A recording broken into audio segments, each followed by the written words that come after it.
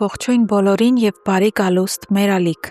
Այսօր ձեզ համար պատրաստել ենք Ելենա Արշակյանի «Տաքսիստը» հեռուստասերիալի հերթական,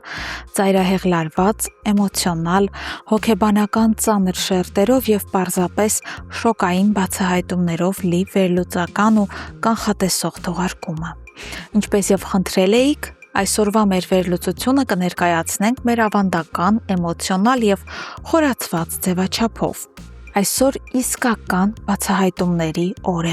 Հարութը վերջապես սթափվում է եւ հասկանում, թե իրականում ինչ քաոսի եւ ստի մեջ է ապրել այս ամբողջ ընթացքում, եւ թե ինչ հրեշավոր դավադրություններ են հյուսվել հենց իր քթի տակ։ Փորձելով գտնել Սեդայի հյուրանոցային համարում հայտնաբերված չարաբաստիկ թասբեհի իրական տիրոջը եւ հասկանալ դրա կապը Սեդայի բռնաբարության հետ, Հարութը որոշում է գնալ իր միակ կասկածյալի Գոռի տուն։ Սակայն այն, ինչ նա տեսնում է այնտեղ, գլխի վայր շրջում է ամեն ինչ։ Հարութը ականատես է լինում, թե ինչպես են ոստիկանները Գոռին ձեռնաշղթաներով դուրս բերում տանից։ Խուճապի մատնված Հարութը փորձում է ոստիկաններից պարզել, թե ինչ է կատարվում, սակայն վերջիններս, ինչպես եւ սպասվում էր, պահպանում են քար լռություն։ Այդ խառնաշփոթի մեջ Հարութին հաջողվում է անել ամենակարևորը։ Նա ոստիկաններից գաղտնի Գոռին ցույց է տալիս այդ թզբեհն ու ցածր ձայնով հարցնում. Արդյոք դա նրանն է։ Ի զարմանս բոլորի, Գոռը ոչ թե թաքցնում է, այլ բարձր գոռալով հաստատում. Այո, ինն է։ Այս մեկ նախադասությունից հետո նրան նստեցնում են մեքենան ու տանում։ Գոռի հեռանալուց հետո Հարութը մնում է մենակ, իր գլագարեցնող մտքերի հետ։ Նրա հիշողության մեջ արթնանում են Գոռի հետ ունեցած բոլոր այն դրվագներն ու երկխոսությունները,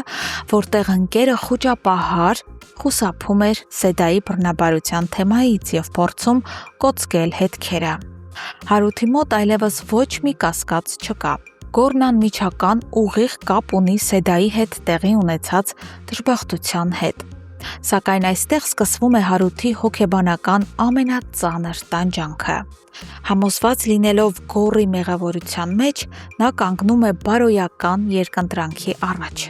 Նա չի կարող գնալ ու Սեդային ասել ճշմարտությունը, քանի որ մինչև ուղնուծուցը նվիրված լինելով ընկերությանը, նա Գոռին դեռ համարում է իր ընկերը եւ չի ցանկանում վերջնականապես մատնել նրան։ Բայց աբսուրդն այն է, որ եթե Հարութը շարունակի լռել իր այսպես կոչված ընկերոջ մեղքի մասին,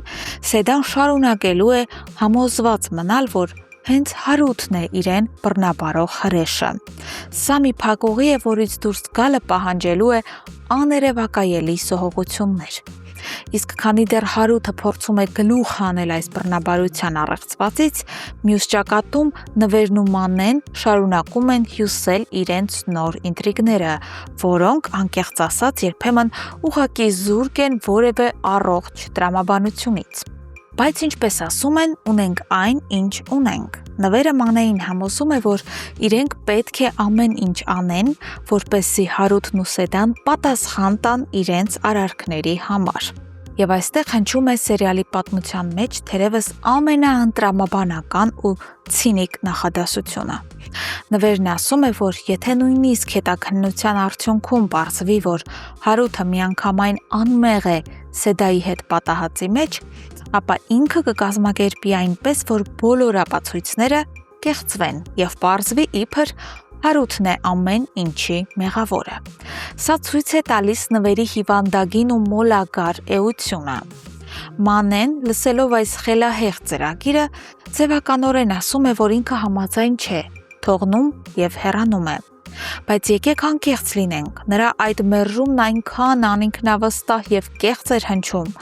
որ գրեթե կասկած չկա, նա շուտով կվերադառնա եւ կհամաձայնի Նվերի այս ստոր առաջարկին։ Այս ամենի ֆոնին զարմանալի է դիտել Մինասի պահվածքը։ Կարծես կորցրած լինելով ողջամտության վերջին փշուրները, Մինասը էշի ականջում քնած կուրորեն վստահում է Մանեին։ Սեդան գործադրում է բոլոր ջանքերը եղբոր աչքերը բացելու եւ Մանեի իրական դեմքը ցույց տալու համար, բայց ապարդյուն։ Մինասն ամբողջովին գերեվարված է այդ կեղծ սիրով և չի ցանկանում տեսնել իրեն շրջապատող դավաճանությունը։ Եվ վերջապես վերադառնանք մեր ամենագլխավոր ինտրիգին։ Ինչպես պարզվում է, Գոռին տեղափոխում են կալանավայր բոլորովին այլ մեղադրանքով։ Նա ձերբակալվել է ոչ թե բռնաբարության կամ առևանգման, այլ գողության համար։ Սա ուղղակի գլխի վայր է շրջում ողջ քննությունը և առաջացնում ամենակարևոր հարցերը։ Արդյոք գողության այս մեղադրանքը պարզապես ոստիկանության խայծն է նրան ճաղերի հետևում պահելու և ավելի ծանր հանցագործության մասին խոստովանություն կորզելու համար, թե նրա իրական պատվիրատուներն են սարքել այս գողության գործը, որպեսզի Գոռը հայտնվի բանտում և չկարողանա խոսել Սեդայի գործի մասին դրսում։ Եվ ամենագլխավորը, արդյոք հենց Գոռն է եղել բռնաբարողներից մեկը, թե նա ընդամենը կատարել է մութ պատվերներ։ Եթե կա պատվիրատու, ապա ո՞վ է նա։ Միգուցե դա անհետացած և բոլորի աչքից հեռացած Էլենն է, ով ի սկզբանե դրել էր այս ողբերգության հիմքերը։ Անպայման գրեք ձեր վերլուծություններն ու կանխատեսումները մեկնաբանություններում։ Չմոռանաք հավանել այս տեսանյութն ու բաժանորդագրվել մեր TV ալիքին, առաջիկա ամենաթեժ զարգացումները բաց չթողնելու համար։ Կհանդիպենք շատ շուտով։